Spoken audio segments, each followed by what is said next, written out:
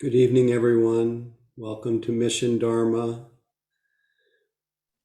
Our mission is Dharma. In the past, we were associated with the Mission District of San Francisco, but always hidden in the name Mission Dharma was the fact that our mission is to awaken to the Dharma, which just means the way it is, to open our hearts to life, not as much how we wish it was, how it used to be, but how it is, just the way things are. And then to live our lives in harmony with the way things are. So any reminder to yourself this evening, the reminder that you represent just being here, reminder to each other to let ourselves be the way we are, is a real gift. It's an act of generosity. I think of the purpose of our practice, first and foremost, is to make our life easier to bear for the people who have to live with us every day. And that isn't just if you live with others, but if you work with others, if you shop places where other people shop, you walk where other people walk. It's inevitable that there will be a fragrance to your being, and you will inevitably leak.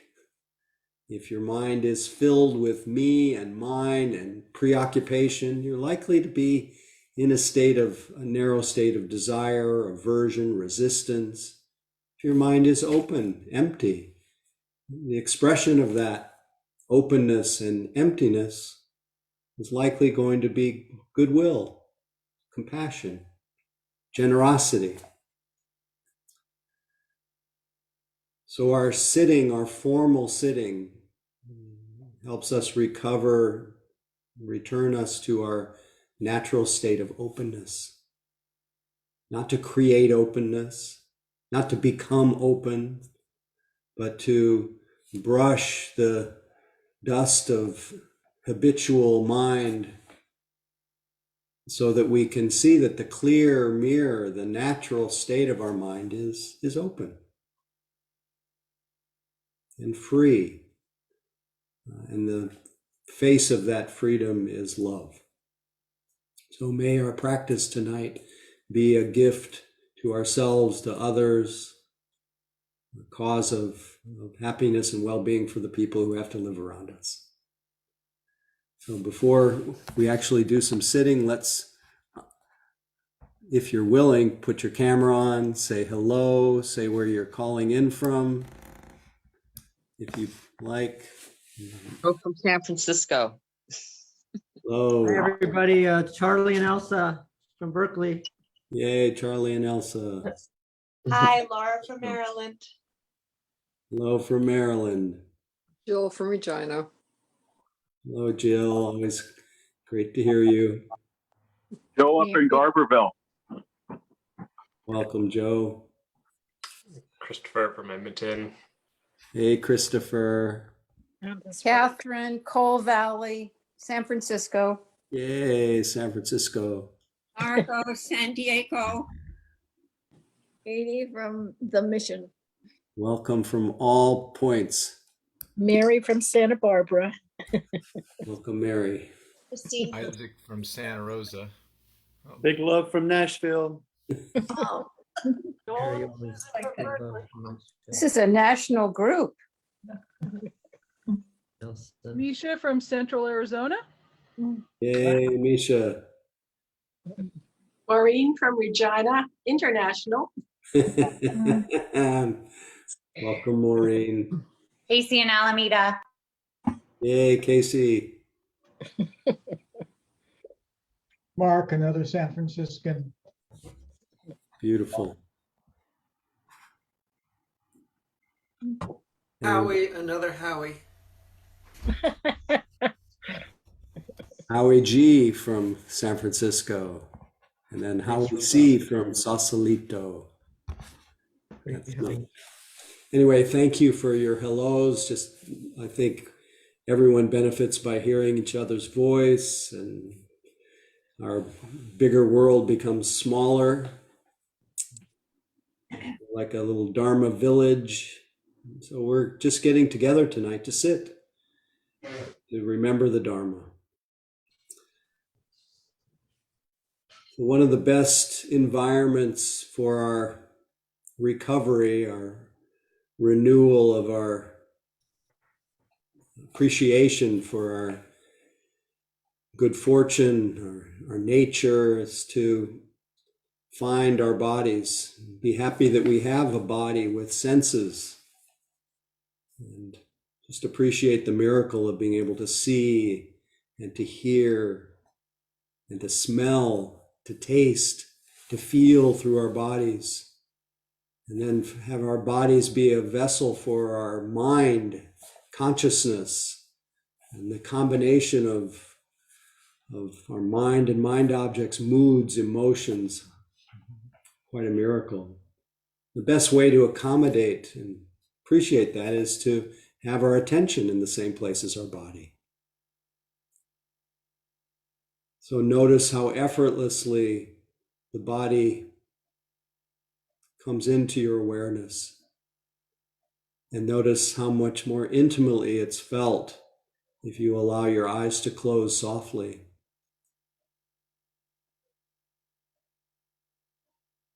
And immediately the idea of your body gives way to the felt experience, to that living quality. At this point, it's not even a body, it's just sensation, aliveness, vibration.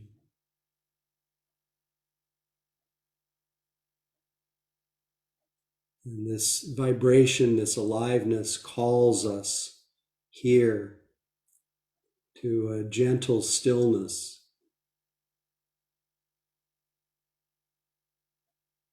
to an opening of our sense doors, our senses, letting the ears be open, the nose be open, the tongue be open, the whole body be open, the mind be open. All expressions of this nature of our mind to be aware.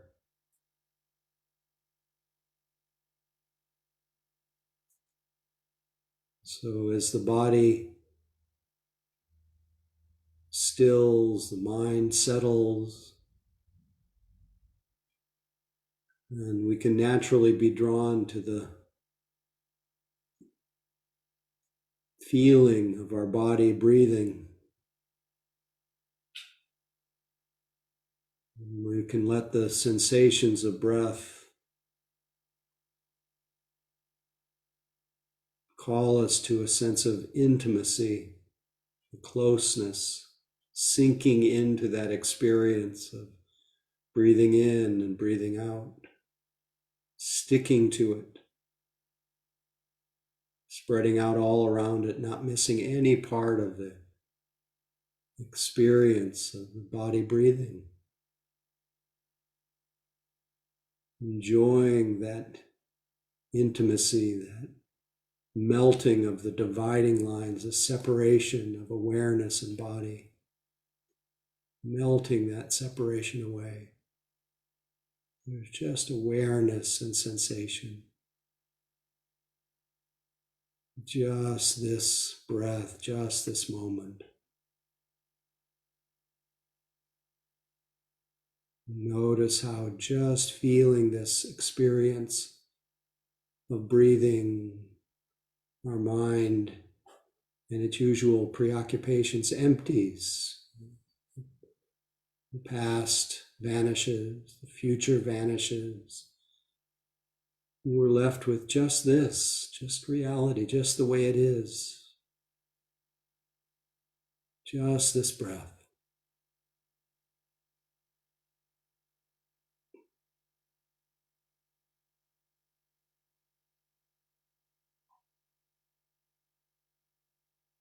The breath is used just in the service of anchoring our attention to this reality, to the way it is.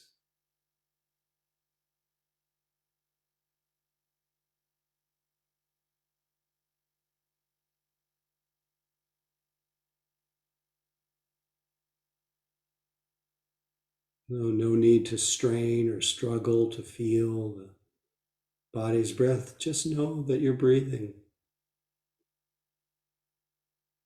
And we stay here in this simple experience as long as it lasts,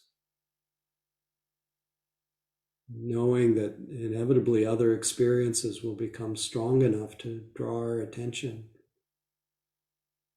And any experience that becomes stronger than the breath, we welcome. It's another reminder of the way it is. So there's sound, their moods, their thoughts, their memories, their plans, everything that can be known will arise in awareness. We welcome each experience and we notice what happens to them. Notice that everything is changing. And as experiences arise and fade, are no longer compelling, just in support of remaining anchored to this living present, we connect again with our bodies and breath.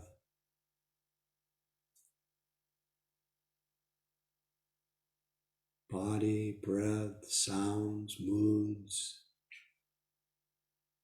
all received, not judged, just received in awareness.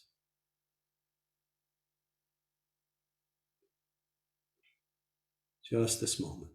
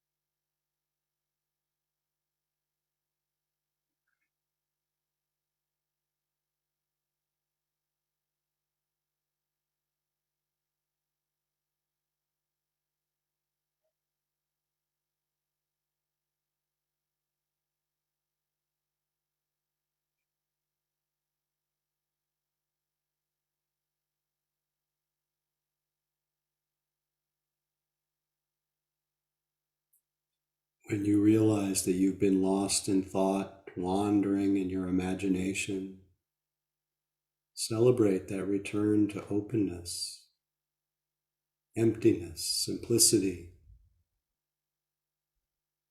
pure knowing. No need to judge the wandering mind. It wanders by itself.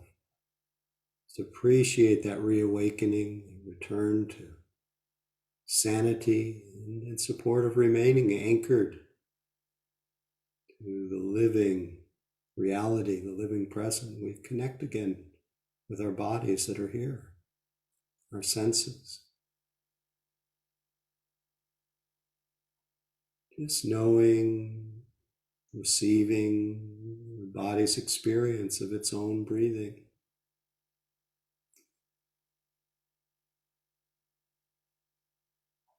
Just enjoying that simplicity, breathing in and breathing out, just this moment.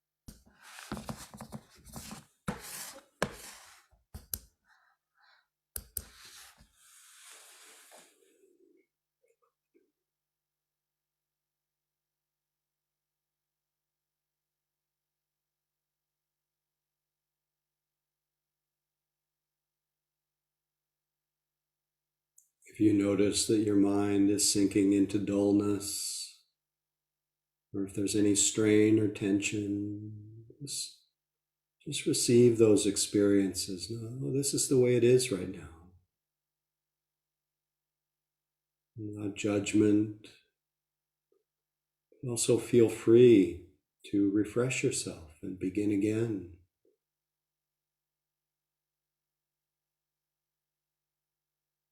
Feel your body sitting. Notice how it breathes, short, long, rough, or smooth.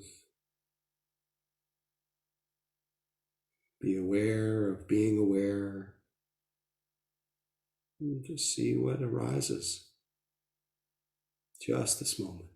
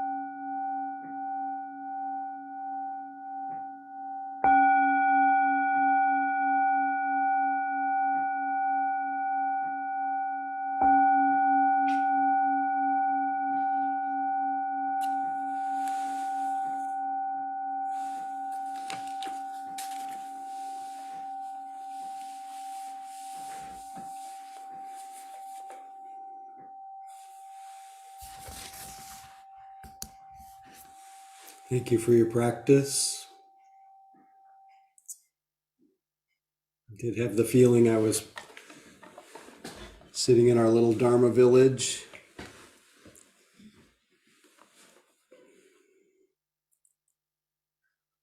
When I was thinking about a Dharma village, I wasn't necessarily thinking of a group of Buddhists or even a group of meditators. I was just thinking of a group of beings just in touch with the way it is, not building any new identities, not becoming anything, but really just in touch with life, right where it touches us. And just felt the heart blessings of just those few moments of being free of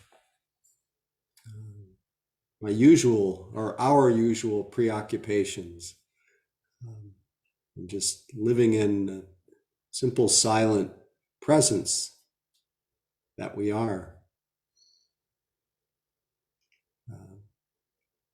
So I had that feeling of doing it together, and so I thank you for that. Making all kinds of assumptions about what you might experience. Rather than do that, I am curious if you have any questions, comments,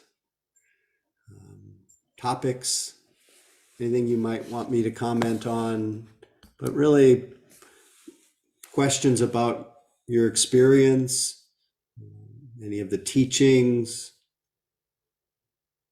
anything that felt alive or feels alive and up for you, not too theoretical. And we have this opportunity to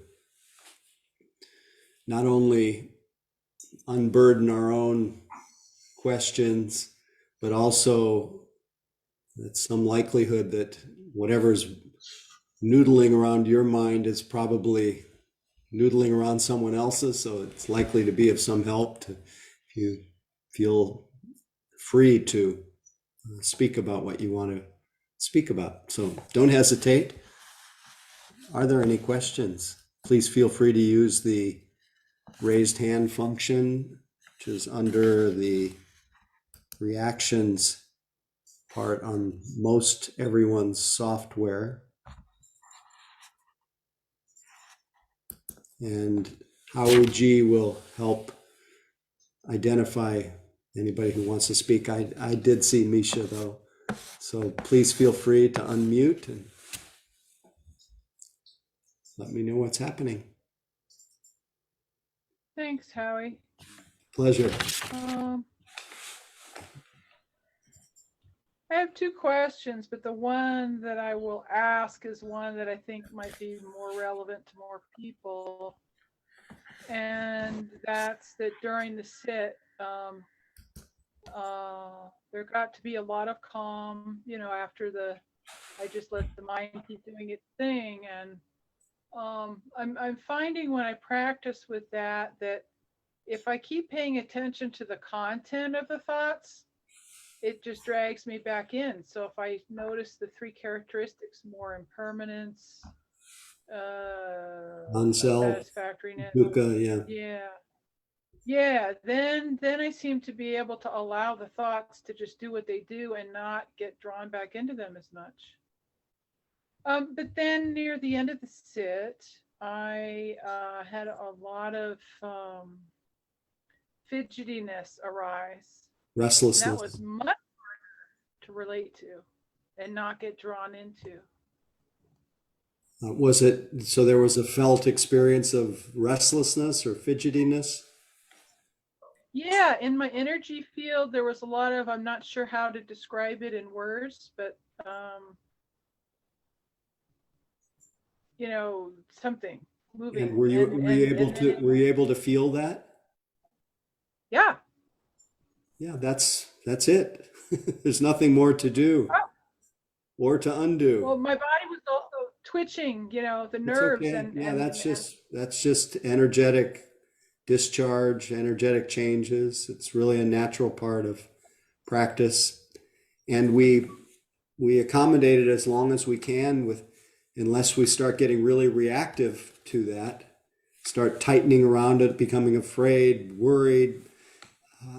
And in that case, we notice all those different reactions, but just to reestablish a sense of balance and composure, you may redirect your attention to something in your body that you can accommodate more easily. Just some simple spot like your feet or your hands, or your even back to your breath is fine. And then, Okay, good. yeah, but there's nothing really to do about what you described except saying this is the way it is right now.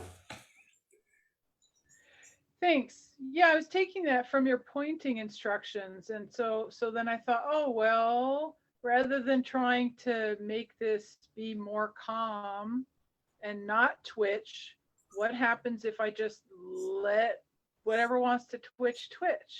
There you go. Let the twitch twitch. That'll be your new mantra. Okay, let the twitch. Thanks, Howie. That's very helpful. Pleasure. Barry, I think you were next. Is that correct? I think so. Hi, Howie. Hi, everybody. Hello, Barry. Let's see here. If I can do this right here.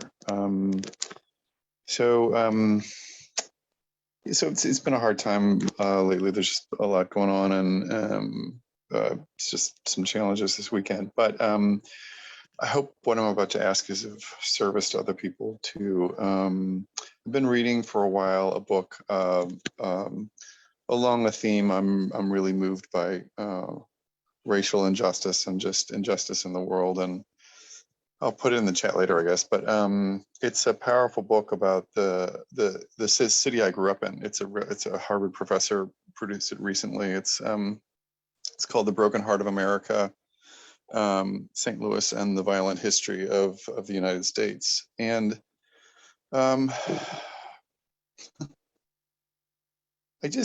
so broken sometimes is how it feels. I don't know how else to say it.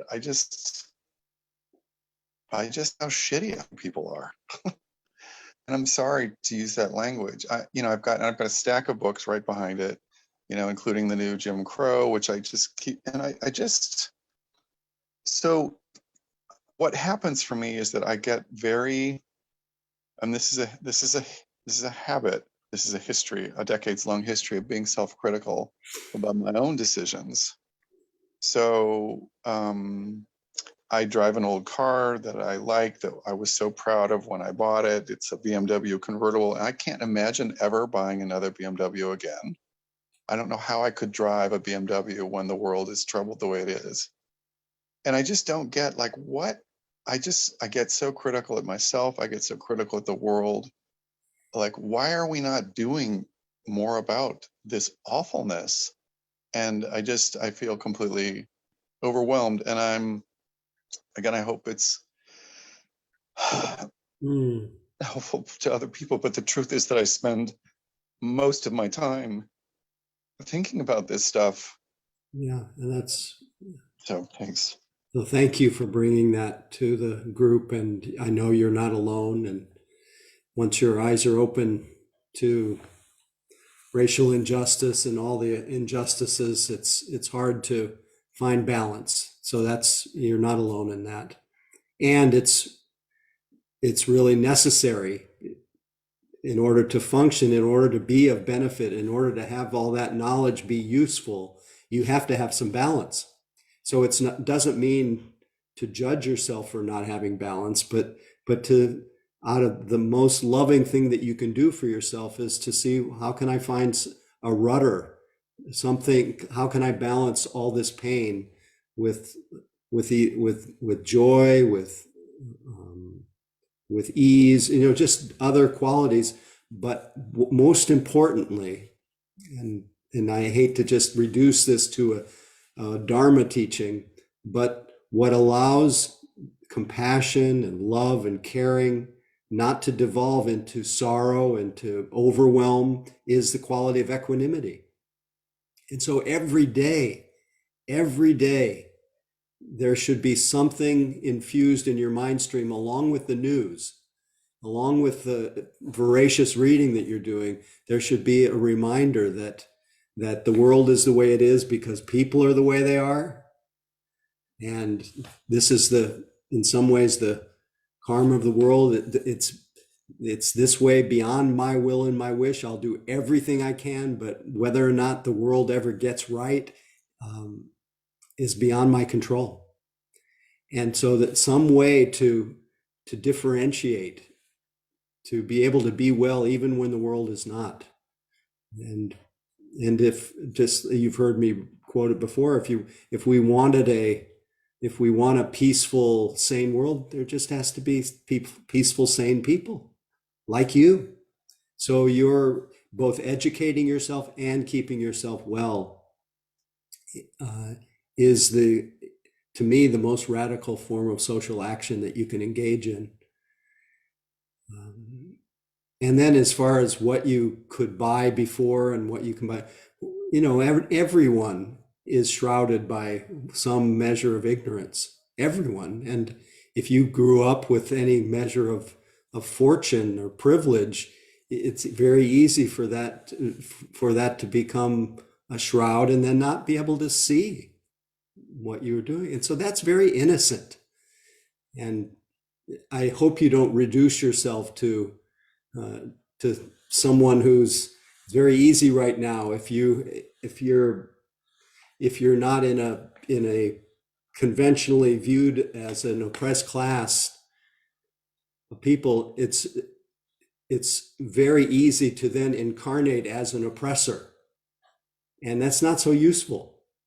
You see where you have been ignorant, where you've been confused, and you do your best to wake up and keep your eyes open, be an ally for those who aren't seen. So, but I really appreciate you bringing this in, and this is a very big topic, and I've actually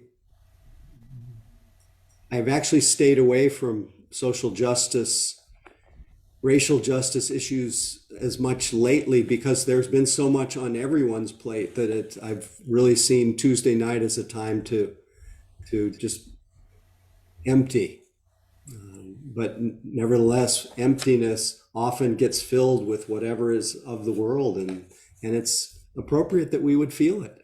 We're not apart from that. But I do have something to read to everyone, and maybe this will be of some benefit to you, and I wasn't sure where it would fit in, but this is the Hopi Indian chief White Eagle. Maybe you heard this before. He commented on the current world situation. This moment humanity is experiencing can be seen as a door or a hole.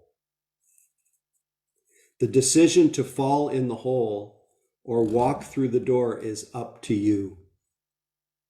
If you consume the news 24 hours a day with negative energy, constantly nervous, with pessimism, you will fall into this hole. But if you take the opportunity to look at yourself, to rethink life and death, to take care of yourself and others, then you will walk through the portal. Take care of your home. Take care of your body. Connect with your spiritual home. When you take care of yourself, you take care of everyone at the same time. Basically what I was saying. Do not underestimate the spiritual dimension of this crisis. Take the perspective of an eagle that sees everything from above with a broader view. There's a social question in this crisis, but also a spiritual question. The two go hand in hand. Without the social dimension, we fall into fanaticism. Without the spiritual dimension, we fall into pessimism and futility. Are you ready to face this crisis? Grab your toolbox, use all the tools at your disposal. Learn resistance from the example of Indian and African peoples. We have been and are exterminated. but we never stop singing, dancing, lighting a fire, and rejoicing. Don't feel guilty for feeling blessed in these troubled times. Being sad or angry doesn't help at all. Resistance is resistance through joy. You have the right to be strong and positive, and there's no other way to do it than to maintain a beautiful, happy, bright posture. This has nothing to do with alienation or ignorance of the world. It is a resistance strategy. When we cross the threshold, we have a new worldview because we faced our fears and difficulties. This is all you can do now. 4 parts: serenity in the storm, keep calm and pray every day, make a habit of meeting the sacred every day, show resistance through art, joy, trust, and love. And that is from Hopi Indian Chief White Eagle. Given, this is from August 16th, 2021. Anyway, thanks, Barry. There was someone else who had their hand up, and one more person. Brenda's was up. Oh, I think it was Madison. Was it not Madison? Madison's was up and Brenda's was up, but now they're not. Okay, Brenda, please.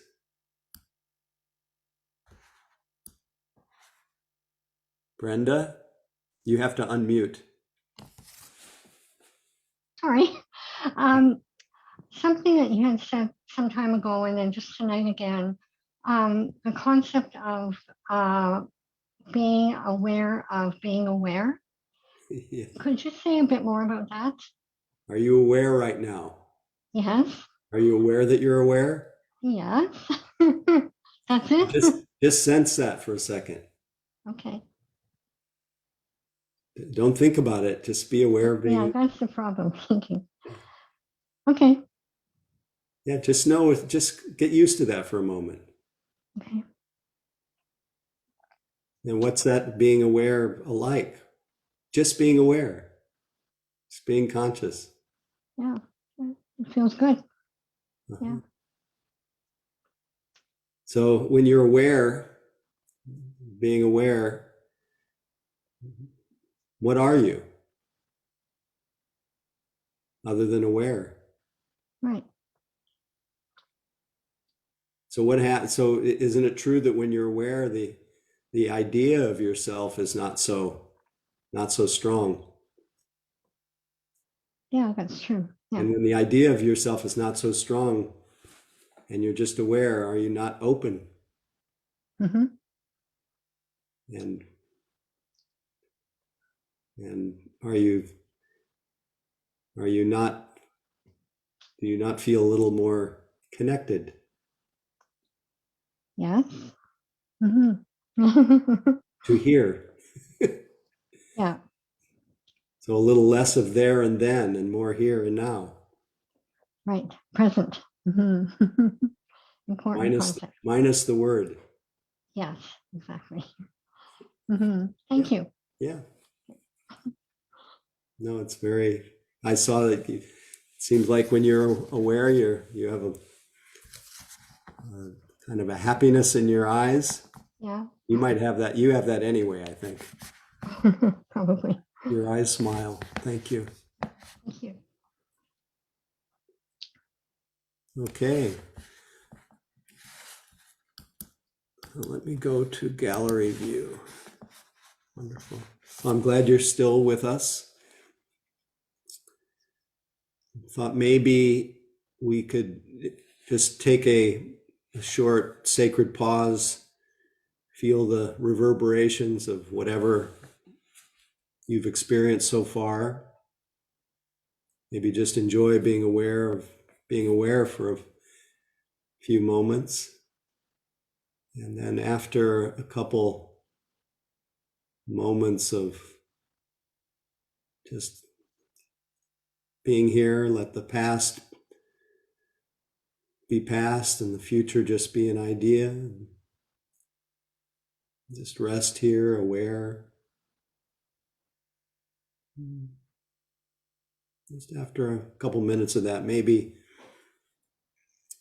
Howie G can drop in a few announcements. So let's say 30 seconds from now, we'll just, for the next 30 seconds, we'll just hover right where we are.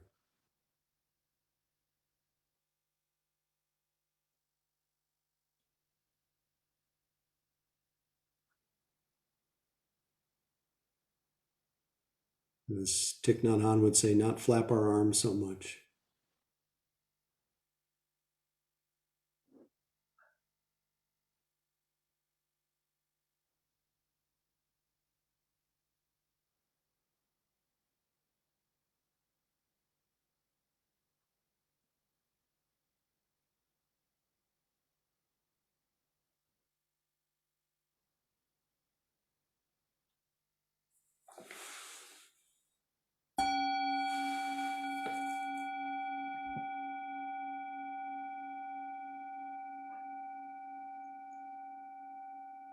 So Howie G.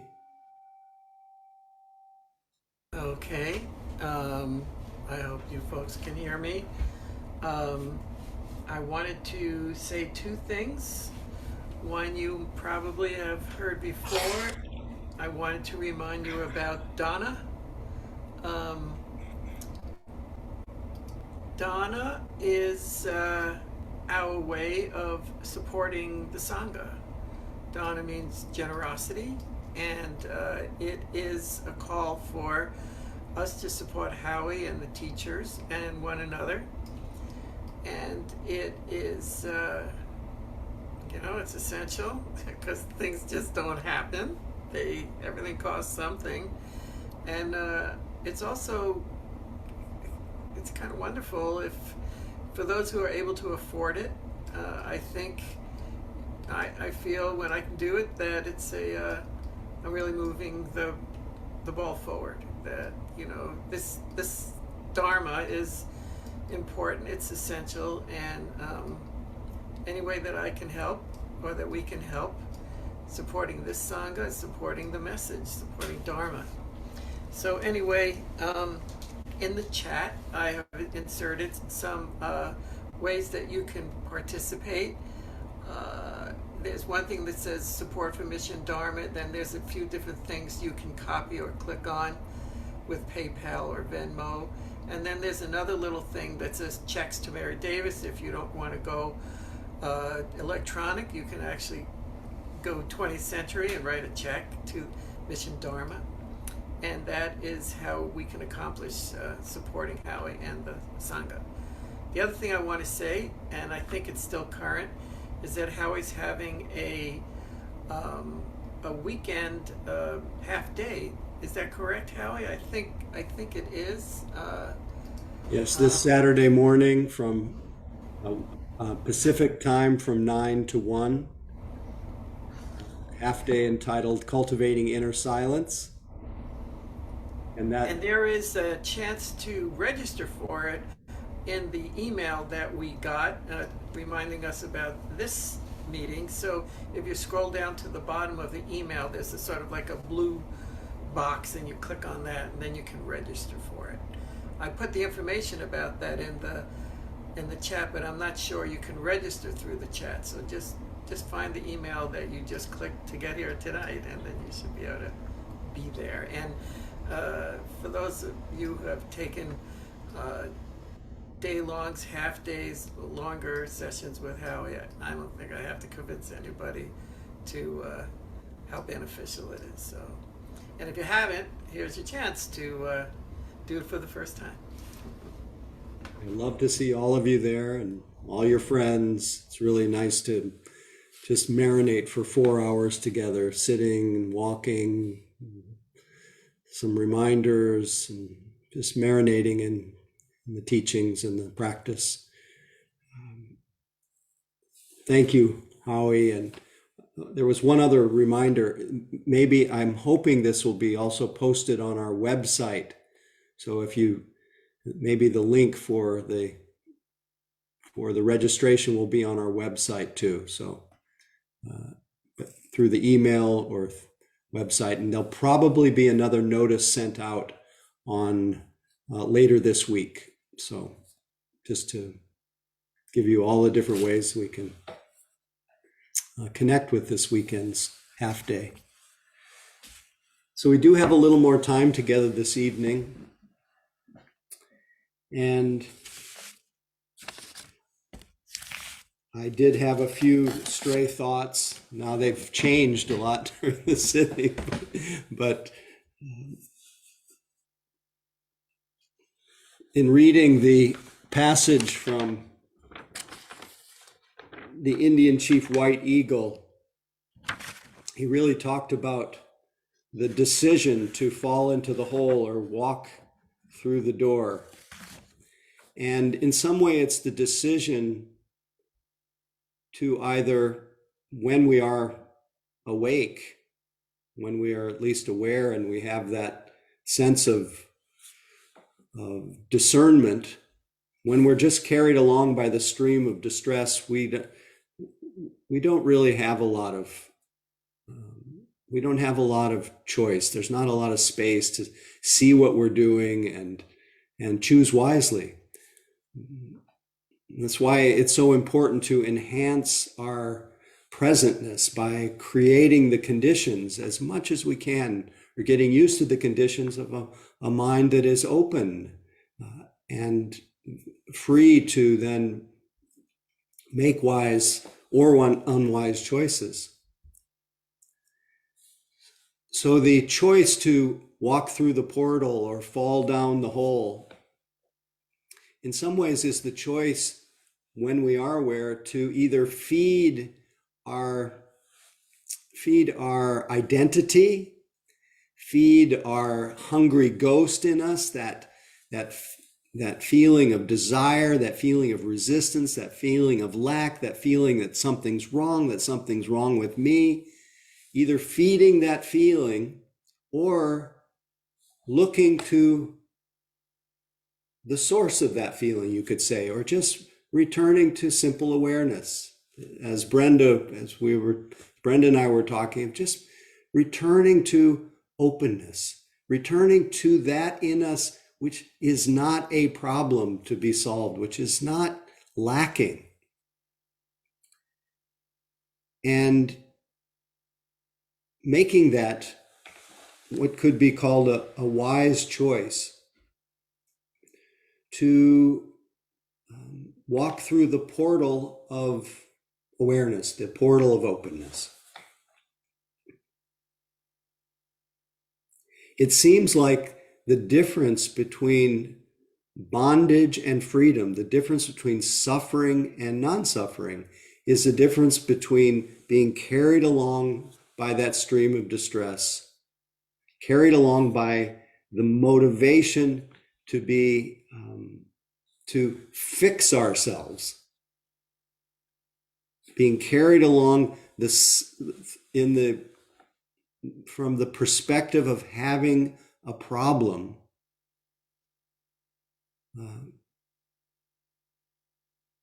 the difference between being carried along in the idea of ourselves and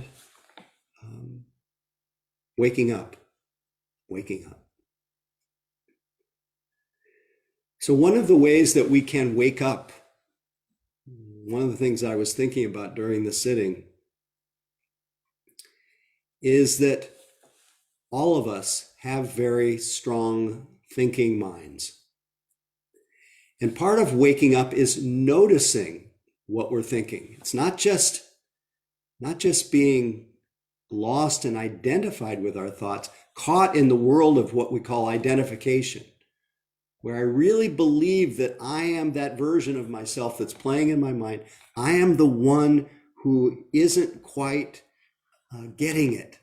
The one who is either critical, as Barry was saying, the one who is caught, the one who is flawed, the one who needs purification, the one that needs more this or more that. To notice when the mind is creating that. When we are present, that one who is all those things just vanishes. that view of ourself, it is of the mind. It has no substantiality to it. There's really nothing there unless we jump into that view of ourselves, unless we become identified with the thoughts of ourselves. So part of our waking up is noticing what our repetitive thoughts are. And for many of us, it's just one or another version of I should be different than the way I am. Any of you ever have that? Or the world should be different than the way it is. But really, let's stick with just ourselves for a moment, because that's what we can actually manage right now, our individuality, our mind-body process, because with our minds, we make the world.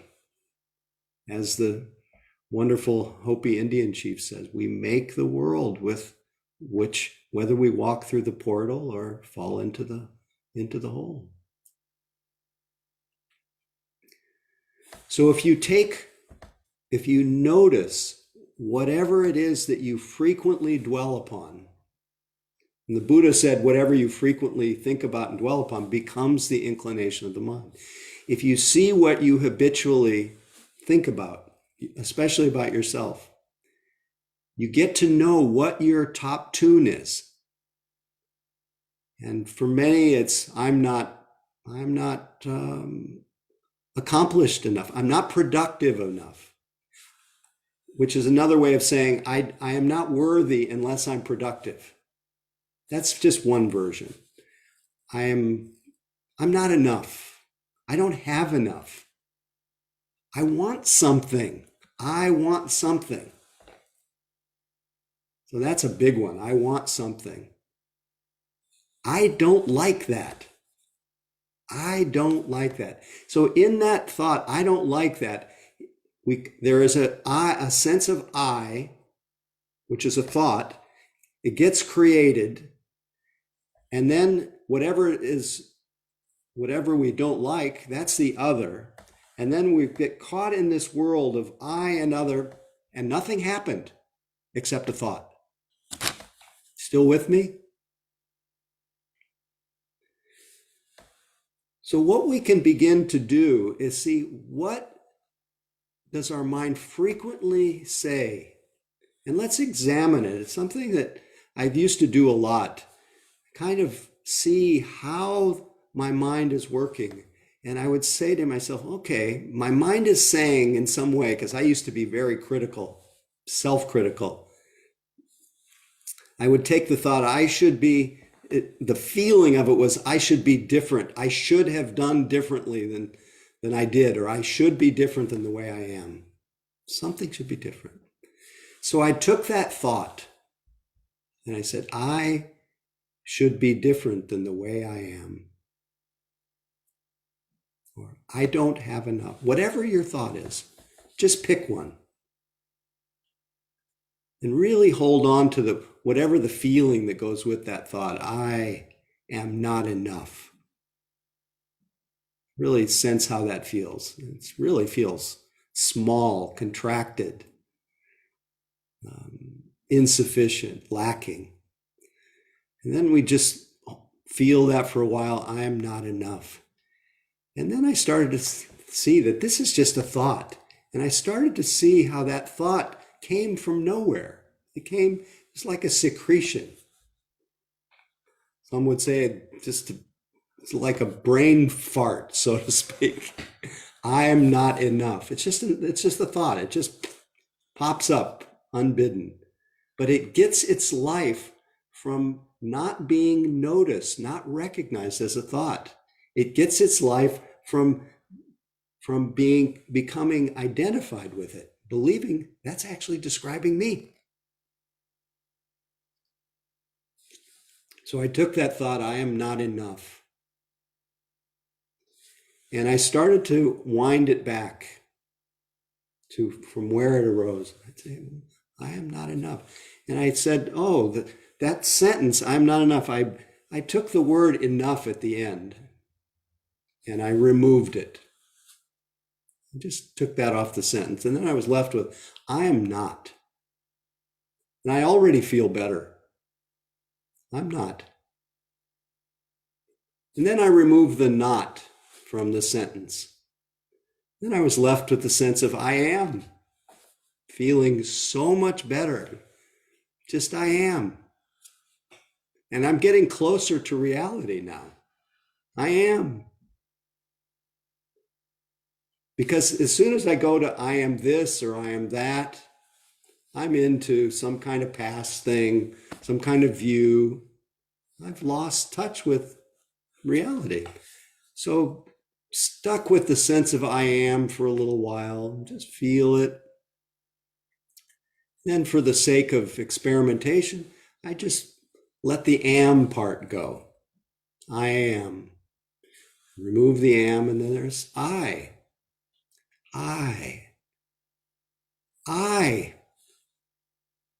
When I really say the word I don't know exactly what's being pointed to, but it doesn't feel bad at all. It's okay. In fact, it locates me here in real time. I. Try it for a moment, just I. But then to really illustrate what that thought that I would normally build a whole monument to myself, to really see what that thought is made of, I just unraveled it, removed the enough, removed the not, removed the am, and then finally, for the sake of really seeing what's here, I removed the I.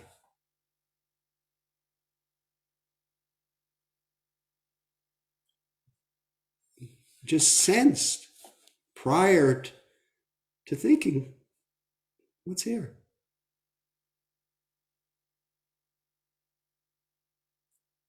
And with that, on minus that thought of myself as lacking, aware, open, the ground of connection, compassion, love. But as soon as I enter into I'm not enough, it's the ground of craving, of wanting, of resistance, of reactivity. So we try to notice what the thinking mind, how the thinking mind is inclining. Is it building? Is it thinking about me and mine? Or is it inclining toward the world, goodwill? Is it open and empty? Or is it contracted?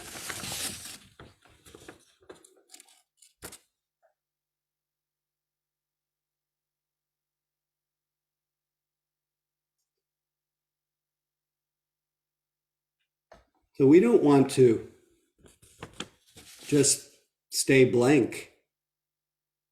We want to feel the openness of being aware, empty, but we also want to,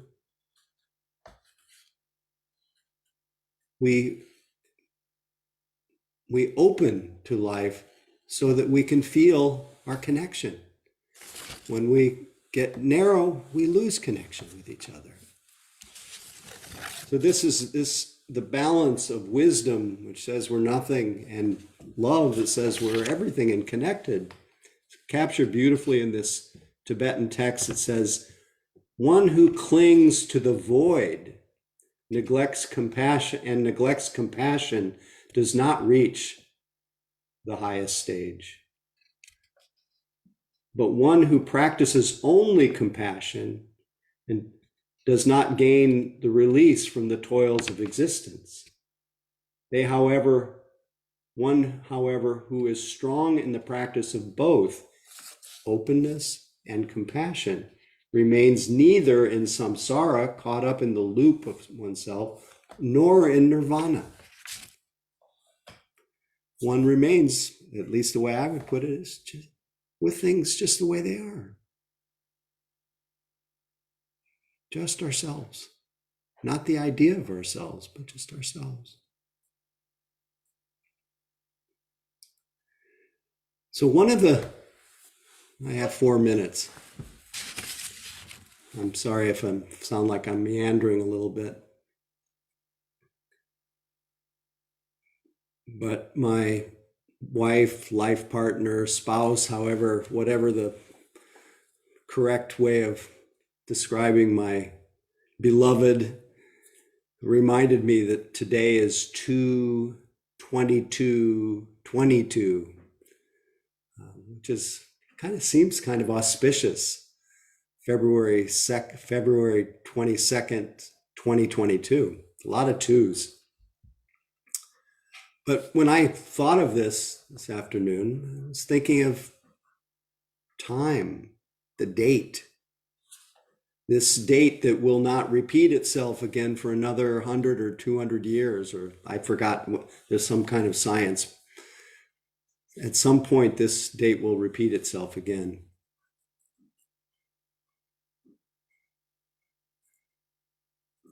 And in thinking about the date, and thinking about the time, it's just such a reminder of change and impermanence. This date is here now and it will be gone tomorrow. That everything about this existence arises, changes, and vanishes. And everything about ourself, everything we think, everything we feel, this body, this mind, rises and fades. So it's essential that in whatever method, whatever way we can incline our mind toward letting go into this stream of change and not cling to identities.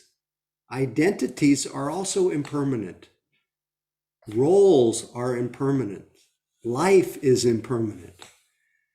So the heart teaching of the Buddha is nothing whatsoever should be clung to as I or mine. And every time we enter into one of those thought forms of I'm not enough, I should be doing more, I should be different, we are literally solidifying something that has no substance whatsoever. We're identifying with something that has no fundamental existence. So I leave you tonight with the teaching from the Buddha, where he said nothing whatsoever should be clung to as I or mine. Some translate it as I, me, or mine. But he goes on to say, whoever has heard this teaching has heard the entire teaching. Whoever has practiced this teaching of non-clinging to self has practiced the entire teaching. Whoever has realized this liberation through non-clinging to self has realized the entire teaching. So each time we notice the thinking mind, the construction of self, and see it as a thought of self, and see that a thought of self is not ourself, we enter into that stream of liberation. So may we all be liberated from the isolating, separating, suffering, creating tendencies of mind to believe in the version of ourselves that plays in our minds. May we all open to the deathless, to the openness that is our natural state. So thanks for listening. May our practice be a blessing to everyone we have to live with as I started the evening. I'd like to invite you to unmute and say goodnight to each other. Good night, everybody. Thank you. All right, Thank thank you. you. Howie. Bye.